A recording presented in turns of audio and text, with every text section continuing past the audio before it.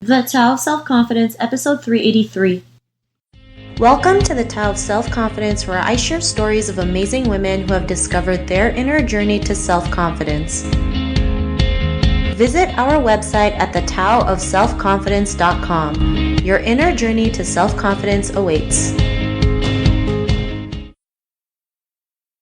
Well, hello friend. Welcome to the Tao of Self-Confidence, where I share stories of amazing women who have discovered their inner journey to self-confidence. I'm your host today, Sheena Yap Chan, and today I have a phenomenal lady on the show today. She is a woman with many hats, such as a writer and a public speaker. I'm just really excited for her to be on the show today to talk about self-confidence. So without further ado, I'm going to introduce you to Niña Terol. Niña, how are you today? Maybe you can fill in a little bit more about yourself to our listeners. Hi, Sheena. Hello, everyone. I'm Niña from Manila in the Philippines. And as Sheena mentioned, I'm a writer by profession, but I'm also a public speaker and I wear a lot of hats. So I work in the corporate world, but I'm also running a new training and consulting and coaching business. And I like keeping myself busy with a lot of other things. Awesome. Well, thanks for sharing that. And Niña, what's your cultural background? I'm Filipino. Technically, I'm half Filipino, half British. So my biological father's British. I never met him though. But my mother is a mix of Filipino, Spanish, and Chinese. So I'm pretty much a mixed bag. And what's interesting though is that I grew up in a very Western fashion because my mom had traveled around a lot while we were growing up. So we were pretty much raised very un-Asian or un-Filipino. So we grew up with a lot of her own influences from, different parts of the world. Awesome. Well, thanks for sharing that. And what would be your favorite self-confidence quote? My favorite self-confidence quote comes from Coco Chanel. I actually love a lot of quotes, but this one really resonated with me. It says, "The most courageous act is still to think for yourself aloud." And I love it especially because it really encourages people, especially women, to think for themselves, to own their own thoughts and ideas, and really be unashamed to share them with the rest of the world. Because I believe that great ideas can come from anywhere. And if we are able to share more of ourselves and more of our ideas, who knows what change we can create or what problems we can solve by being able to share our own thoughts and share our own ideas and be able to contribute in a world where ideas can really come from anywhere. Thanks for sharing that great quote. And I love it, especially, as Asian women, we've always been taught to just be quiet, never say anything, never make any noise. And, sometimes we have to think out loud and just speak our voice so that, it helps us be the person that we are and be the person that we're meant to be. So I really love that. And, in your own words, how do you define self-confidence? Well, really, to me, it's about being true to yourself and your own purpose. And once again, being unapologetic for who you are and when you speak your own truth and living your own life with full authenticity and without regrets. Again, there's so much of us that's called to be quiet, not be seen, not be heard, and conform to society. But for me, self-confidence is really owning up to all of that and being unashamed and really being proud of who you are and what you bring into the world. That's a great definition. I love how you mentioned, just being unapologetic because, we're always great at apologizing for every single thing, even though we don't even know what we're saying sorry for half of the times, right? So I think it's a great reminder, it's okay to be our true selves. So thanks for sharing that. And Niña, what was your life like before your discovery of self-confidence? I actually grew up a very, very painfully shy and insecure kid. I was a really chubby kid, had a really soft voice. I was such a bookworm. I just wanted to stay indoors and read my books. And, my teachers would tell me that they couldn't hear me recite in class because my voice was just so feeble and small. But there were, some pivotal moments in my life that gradually led up to, where I am now. And the first was joining the theater club in high school because I was really shy, but I really was enamored of drama and theater and I wanted to write scripts. So I said I'll join the theater club, but I didn't realize that I was going to enjoy actually acting on stage and directing and not just writing the script. So once I discovered the stage and theater, it just transformed me. It allowed me to get rid of stage fright, be able to speak on stage in front of so many audiences and be comfortable in that kind of space. And then when I was a bit older, my second pivotal moment was when I was 23 years old, and my family's financial situation really took a dive, and I had to step up and support the family. So at the time, I was a writer, so I did a lot of freelance work. I established my own editorial consultancy, and it really allowed me to do what I love best, attract really good clients, get really good work, and get known for, something I was apparently good at, and I really love doing it. More importantly, it allowed me to take care of my family. So that opened me up to the possibility that, hey, I'm actually good at this, and people actually pay me good money to do this. So maybe there's something here. And the third pivotal moment was really, sometimes there are some moments in our lives when we make really bad decisions. And I was in a really bad relationship at the time. I used to be married, and I was trapped in a very bad relationship that made me feel small all the time, and that made me feel ashamed of my own success. But I realized, you know what?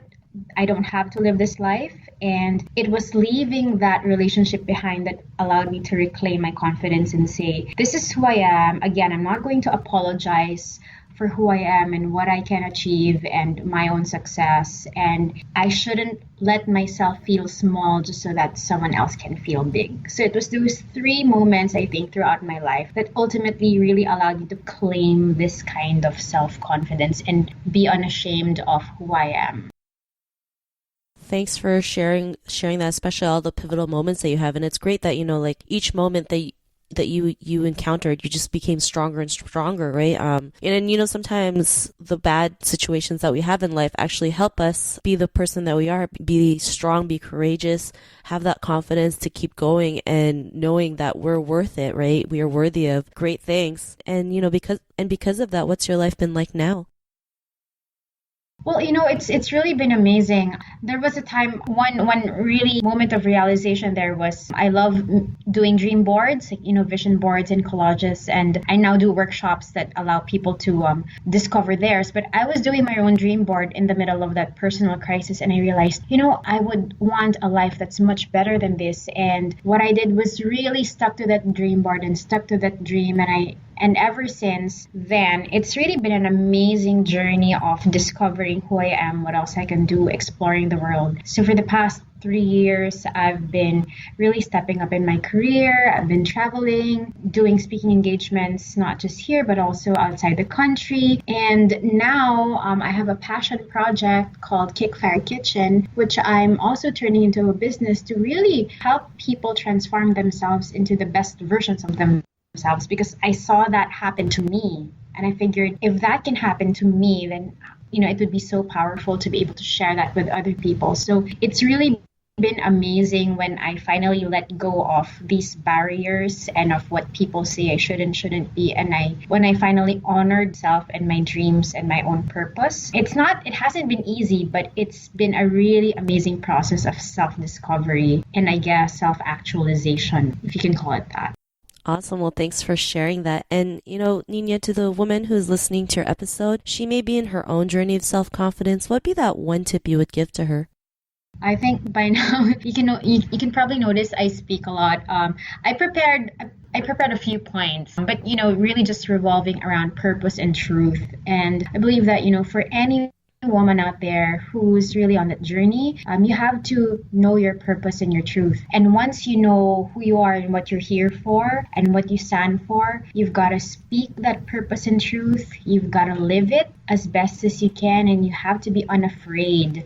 Because a lot of times we act out of fear instead of acting out of love, for ourselves and for others. And I also think that we always have to start from a place of self-love, and then it flows out to everything else we do. But also, if we want to have the best opportunities in life, we have to be the best versions of ourselves. We can't aspire to great things if we're not prepared mentally, physically, or emotionally, intellectually, and all that. So I always believe in always striving to be a better version of myself than yesterday or the day before. And then that's how we get to live a really amazing life. And that's also how we can claim the confidence, because we know we're just trying to do better at being ourselves every single time. And lastly, Again, I'm such a big believer in, dreaming, daring, and doing. So I would encourage women out there to don't ever stop dreaming and don't ever give up on your dreams, because we were meant to live really amazing lives if we only had the courage to dream and then dare and do.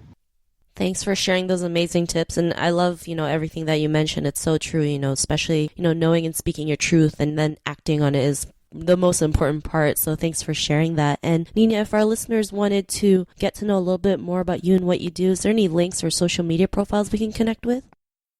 You can reach me on both Twitter and Instagram at Niña Terol. That's Ninaterol. I'm pretty active on Instagram. I post a lot of quotes and photos, so you can see what I'm up to from there. I'd also like to share my two Facebook pages. One is my author page. It's called Nina's Notebook by Niña Terol, and you can find it on Facebook at Nina's Notebook. And another is Kickfire Kitchen. So that's where we offer workshops, webinars, coaching, and a lot of learning events really around kicking the inner fire in people and helping them discover their passion and their purpose. And you can find it at Facebook at Kickfire Kitchen. And lastly, I invite everyone out there to also read my blog. So I blog whenever I can. My blog is called Little Rich Girl. So you can find it on littlerichgirl.wordpress.com. So that's a lot, but I hope you can take the time to discover a little bit of what I can share. Awesome. Well, thanks for sharing that. And to our listeners, if you want to connect with Niña, you can also head on over to thetaoofselfconfidence.com and search for Niña's name. Her show notes will pop up along with everything else we talked about. And I just want to thank Niña for taking the time to share her story with us today. So thank you so much. You're very welcome. And thank you also for the opportunity, Sheena. And, I love the name, The Tao of Self-Confidence. And, I love what you're doing for your listeners out there. Not a problem. It was great having you on the show. And to our listeners, be on the lookout for another new episode of another amazing woman's journey to self-confidence. And we'll talk to you soon. Bye for now. Thank you for tuning in to another amazing episode of The Tao of Self-Confidence. Get your free audiobook by visiting our website at thetaoofselfconfidence.com. Your inner journey to self-confidence awaits.